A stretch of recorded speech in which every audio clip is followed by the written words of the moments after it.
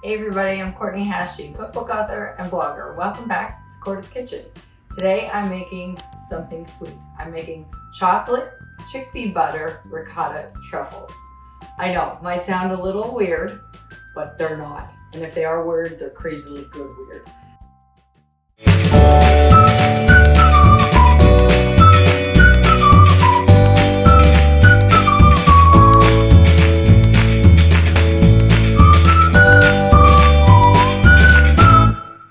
Let me show you how quick it is to put these together.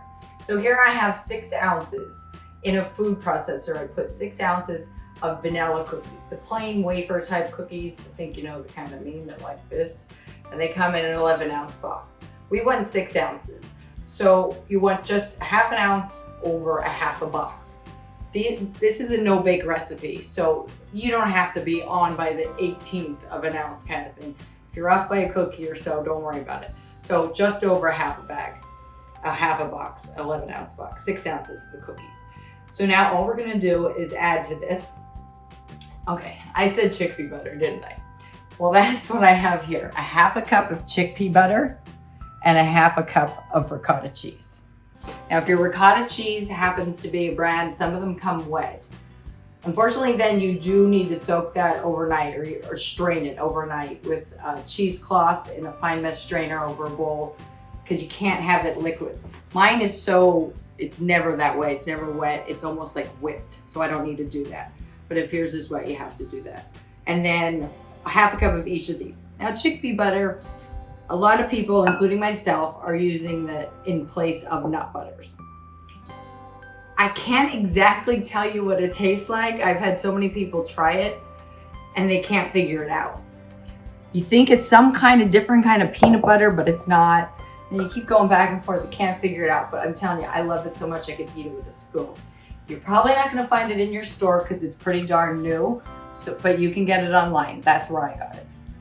And then to that, I have a 1/4 cup of unsweetened cocoa and 2 tablespoons of powdered sugar.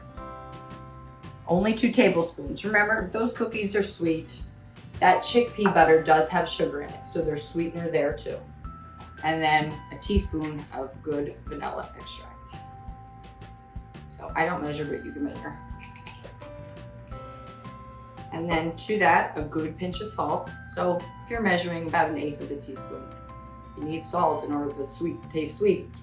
I'm gonna mix that together in a second. Here, I'm using dark chocolate. So I'm using 70% dark chocolate. And all I'm gonna do is chop these into the tiniest chunks or slivers. You can chop these as big or little as you want, really. Other truffles, you want it pretty small. This is 1 ounce.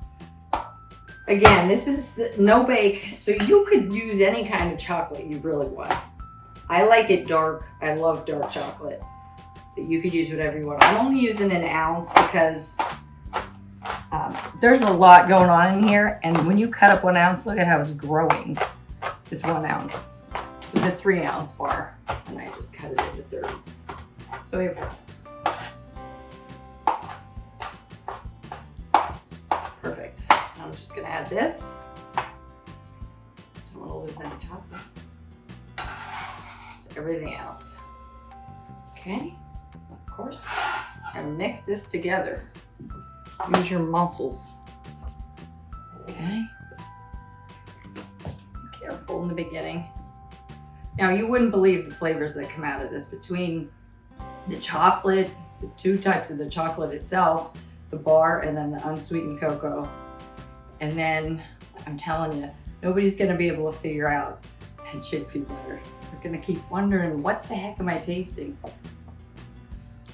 And that ricotta cheese just brings it together.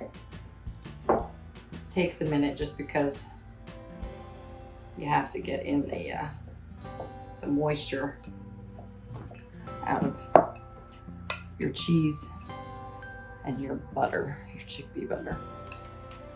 And as you can see on the bottom, it's starting to crumble together. You get on the wet side.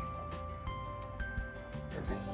Now, if you're not a huge dark chocolate fan, you could obviously use a different kind of chocolate, but I'm a dark chocolate lover.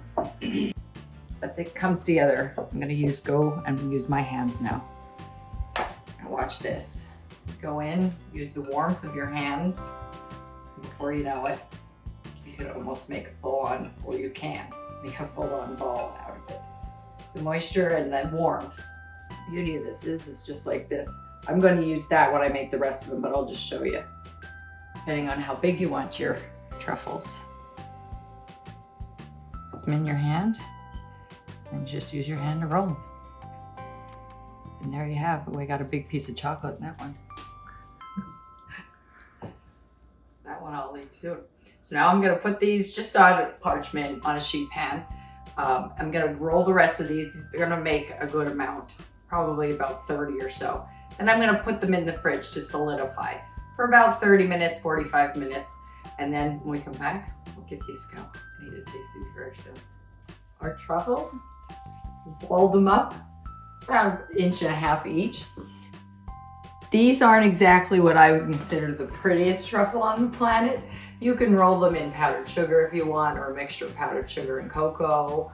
The whole purpose of the chickpea butter, other than me being obsessed with it, is that there's no nuts in here. But with that said, you don't have to go out and get chickpea butter. You could use peanut butter, almond butter, any kind of nut butter you want if you don't have any nut allergies. Or you can go out and try this really, really good chickpea butter. So I have to taste one of these. They're so simple. These are best kept in the fridge if you're gonna serve them that day. If not, put them in the freezer in a zip bag. They'll last for months.